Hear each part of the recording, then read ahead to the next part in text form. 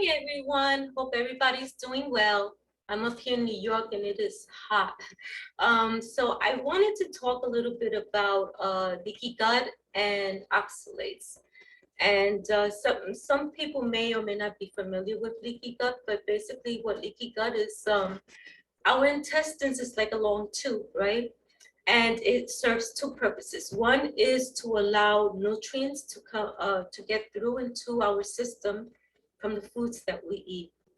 And the other is to prevent things that shouldn't be going into our system, like bacteria or food particles that are too big. But sometimes, every now and then, due to antibiotics that we've taken in the past, or gut infections, or even food sensitivities, we develop a leaky gut. So what does that mean? So basically, our gut is like this, right? It's very close. So with a leaky gut, it starts to open up like this. And as a result, things that shouldn't be allowed to get into your system will. That's what is referred to as a leaky gut. And that can cause a lot of problems because that will trigger your immune system. So now you have inflammatory problems going on, like arthritis, bursitis, pretty much anything you can think of. But I also wanted to touch also on the connection of leaky gut when it comes to oxalates, because I believe one of the new members had a question on that. So when we have a leaky gut, we don't digest well because the whole area becomes inflamed, right? And as a result, we have a fat metabolism problem. And that's a big problem when it comes to oxalates, because the calcium that we have in our stomach serves us a purpose. When we eat foods that are high oxalates, the calcium should combine itself to the foods that we're eating. However, when you have inflammation going on, gut bacteria and all these things that are disrupting how your intestines should function, what happens is that the calcium attaches itself to the fat instead of the oxalates. And instead of it being combined to the calcium, now what you're doing is you're pretty much pooping out your calcium along with the fat. And since there's nothing to bind the oxalates, they go into your system. And that's a big problem because now these oxalates, which are like hard particles, well, usually you get oxalic acid. They only turn us into an oxalate when they combine themselves with calcium. So now they go through your body, okay, and pretty much can land anywhere. They can land between your joints. They can land in your brain, in any type of tissue, which is going to cause even more inflammation. And the body is smart. It knows that this should not just be hanging around in your system. So what it will do is it's going to pull it out of the blood and pull it into your body tissues. And oxalates, they want to be, they attach themselves to your minerals, to your nutrients, okay? So it makes you depleted. Also, the body knows that this shouldn't be there. So what it starts to happen also is that the calcium, right, from your bones breaks down, and it's wherever these oxalic acid is where it shouldn't be, it starts to get combined with calcium. And this is how you develop an oxalate problem, calcium oxalates. And to make things matters even worse, okay, these particles are really sharp.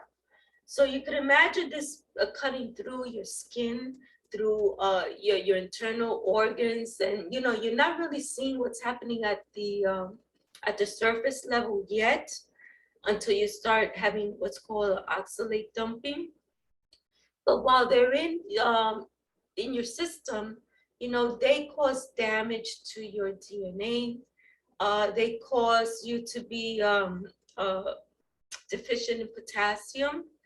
And that's because when the oxalates go into your cells, it causes what's called an efflux. Efflux is when the whatever's inside your cell is going to pour out. So in this case, it's potassium. So you become deficient in the cellular level of potassium.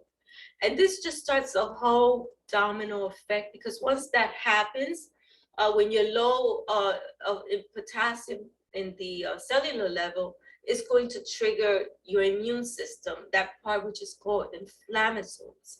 So now you're dealing with inflammation, you're dealing with pain, and when you have oxalates, you're going to have gut problems, and you're not going to be able to recover from those gut problems until you deal with the oxalates. That's why many times some people, you know, they do a protocol and they feel okay for a little while, and then it's just a matter of time, down a couple of months, that they pretty much find themselves back to where they started. So oxalates is a big problem, and I find that I believe many people have this problem and don't even know it, because it's really overlooked in the conventional medicine. The only time that they may identify that you probably have an oxalate problem is if you have a kidney stone. But way before you have kidney stones, you have an oxalate metabolism problem. And even then, when you're at a doctor's office, you know, what their focus is on that you have gallstones, okay? But they're not really looking at what's happening throughout your whole body. And there's many ways to deal with this, you know. Some of the stuff I agree, some just based on my own experience in dealing with this, I don't. I do believe that getting on a low oxalate diet is necessary in the beginning, but I'm not so convinced that long term that is a good idea, and here is why. We are all genetically different, right? And our body, how our body makes fuel, because that's really what food is. Food gets converted to fuel. We all make fuel in a different way. And this actually goes into metabolic typing diet, which I'll talk about that more in a different video. But the whole concept is that we, you know, some people are fast oxidizers, some are slow oxidizer. And someone who's a fast oxidizer requires more protein and a smaller portion of carbs and fat. Someone who's a slow oxidizer requires more carbohydrates and less fat. So when you are, let's say, a slow oxidizer, right, you require normally more carbohydrates, and you have switched your diet for the long term to just eating more protein and less carbs. Well, that may be okay for someone who's a fast oxidizer, but it might not be okay for you. So in the long run, it's going to affect you. Your body's not going to be able to make the right fuel that it needs. I could kind of give an example. It would be like taking a diesel truck and putting gas into it. It's just not the right fuel for that type of vehicle. Or taking a regular car and putting diesel fuel into it. You know, it's not going to work properly. So it's the same thing with our system. The other thing too is that when you severely change the balance of your the foods that you eat, this also is going to affect your gut bacteria. And our gut guys, you know, they require a certain amount of carbohydrates. Now, how much of carbohydrates is going to be different for each person, depending on whether they are a fast oxidizer or a slow oxidizer. But we do need carbohydrates to feed them. So, you know, when somebody just completely on the long term focuses just on a meat diet, you know, a carnivore, uh, for that person, it may not be as great for the other person, but in the long run, you know, you may be dealing with the oxalates, um, but it's more like a band-aid because you really haven't gotten to the reason why you have an oxalate problem in the first place. But what's going to happen is now you're kind of trading in one problem for another problem. So you're somewhat managing the oxalate problem from building up, but now you have thrown your gut bacteria off. So that creates other problems. And when you have an imbalance in your gut bacteria, you are sometimes going to have gut infections. You're going to experience constipation. Um, you, you know, it's different symptoms that you're going to have.